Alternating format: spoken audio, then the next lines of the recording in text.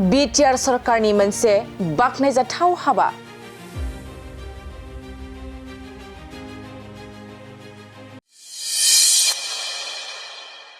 Btr सरकारा गं 662 फरायसालि आरो गं 10 डिग्री फरायसालिमाफोरखौ प्रभिन्सियेलाइज खालामबाय।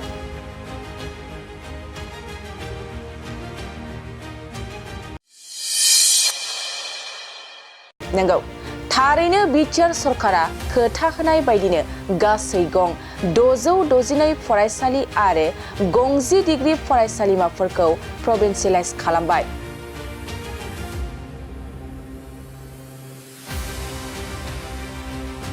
Btrनि गाहाय मावफुं सोद्रोमा प्रमद बर'नि गोख्रों नाजानाय आरो हाबा मावनायाव गं 662 फरायसालि आरो गं 10 डिग्री फरायसालिमाफोरखौ प्रभिन्सियेलाइज खालामनायजों लोगोसे बै फसंथानफ्राव सा 5744 फोरोंगिरिफोरनो थिसनलाइ गथायदों।